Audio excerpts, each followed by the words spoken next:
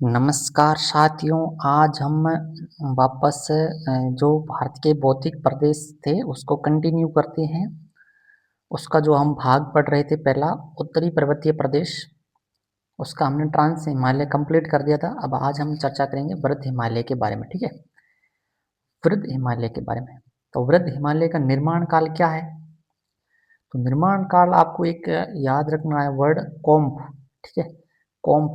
इसमें आपको महान हिमालय का याद हो जाएगा और मध्य हिमालय का और शिवालिक का याद हो जाएगा। ठीक है, तो निर्माण काल सीनोजोइक। सीनोजोइक तो क्या है? एक एरा है। ठीक है, और ओलिगोसिन पीरियड है। ठीक है ना, तो सीनोजोइक एरा के ओलिगोसिन पीरियड में हुआ था। ठीक है, किसका निर्माण? महान हिमालय या वृद्ध हिमालय का निर्माण।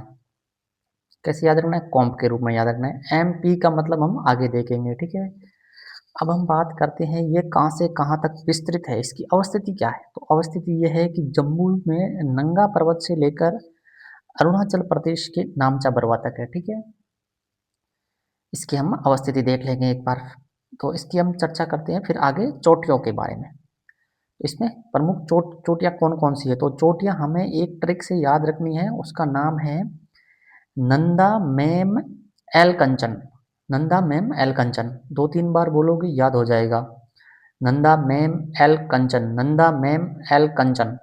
तो एन का हो गया नंगा पर्वत, एन का हो गया नंदा देवी, डी का धौलागिरी, ए का अन्नपूर्णा, एम का मसालू, ई का एवरेस्ट, एम का मकालू।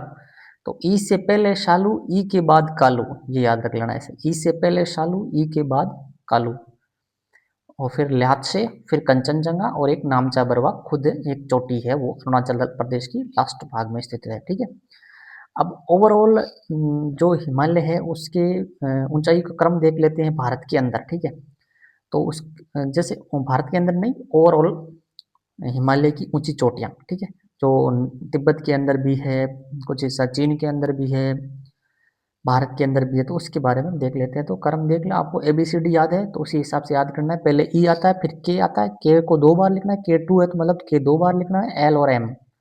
ठीक है,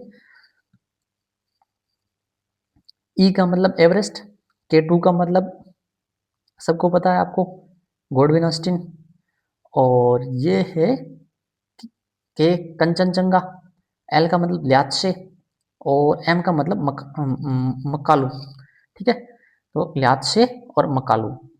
ठीक है, फिर हम देखते हैं अब इनकी स्थिति के बारे में देखते हैं कि भाई कौन सा दर्रा कौन सा चोटी कहाँ स्थित है। ठीक है, तो उसके बारे में हम देख लेते हैं। सबसे पहले कौन सी चोटी कहाँ स्थित है। ठीक है, तो चोटियों के बारे में देखिए। दो चोटी तो जो नंदा में हमने पढ़ा था उसके अंदर दो चोटी कौन कौन सी? एन एन वाली दो तो है ऊपर, एन वाली होगी जम्मू में, नंगा पर्वत होगी जम्मू में, फिर है नंदा देवी, तो ये उत्तराखंड के अंदर है।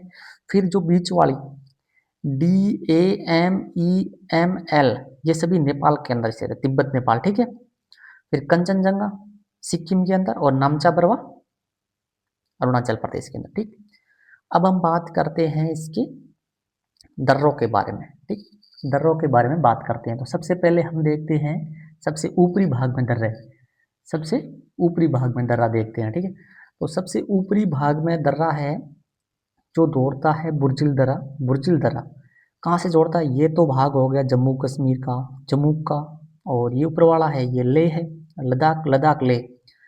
तो जम्मू से जो ऊपर वाला भाग है, तो ये वाला हिस्सा है ना, ये पीओ को है, पाक अधिकृत कश्मीर, इसको तो जोड़ता है जम्मू से। तो बुर्जिल किसको किससे जोड़ता है? जम्मू से पीओ को। तो सबसे अपन को ध्यान रखा है बुर्जिल दर्रा कहाँ है? सबसे ऊपर है, जो जम्मू से पीओ को जोड़ता है। फिर उसके बाद में आता है ये जोजिला दर्रा यहाँ। ठीक है, ये जोजिला दर्रा है, वो जम्मू और जोड़ता तो उस लद्दाख को ही है, लेकिन लद्दाख के अंदर जो लेह, कारगिल, और जोजिला और श्रीनगर, इसको जोड़ता है। ठीक है, फिर हम बात करते हैं बारालाचा की। तो बारालाचा दर्रा ये यहाँ पर है हिमाचल प्रदेश, और हिमाचल प्रदेश का ऊपरी वाला भाग लाहौल स्पीति कहलाता है। ठीक है, तो ये लाहौल स्पीति को लेह से जोड़ता है। फिर सिपिकला, तो सिपिकला दर्रा ये हिमाचल प्रदेश के और तिब्बत को जोड़ता है।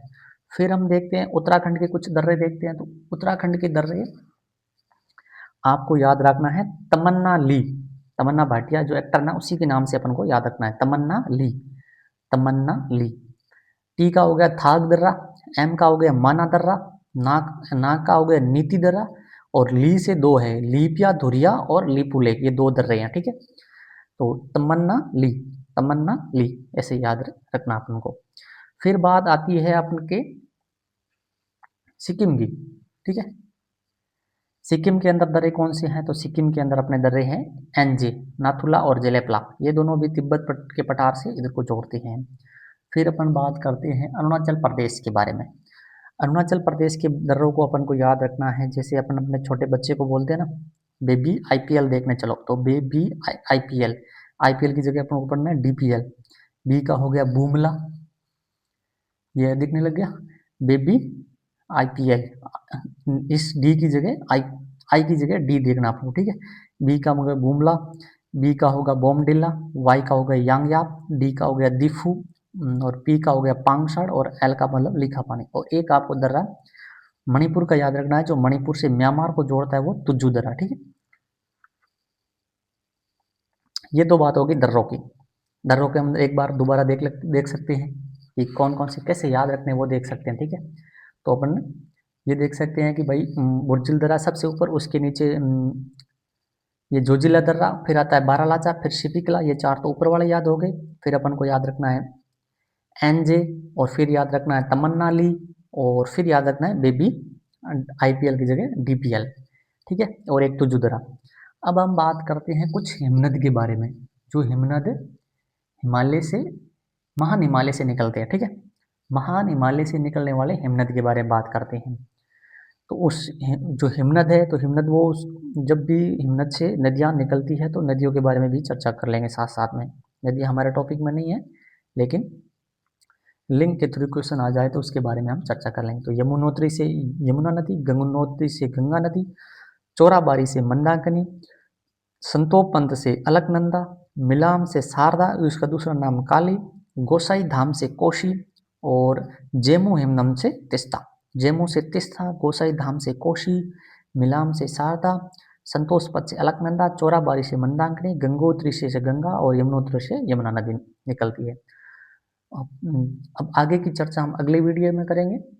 अगला वीडियो अपने भौतिक प्रदेश पे ही रहेगा, और ये कंटिन्यू सीरीज चलती रहेगी। धन्यवाद दोस्तों।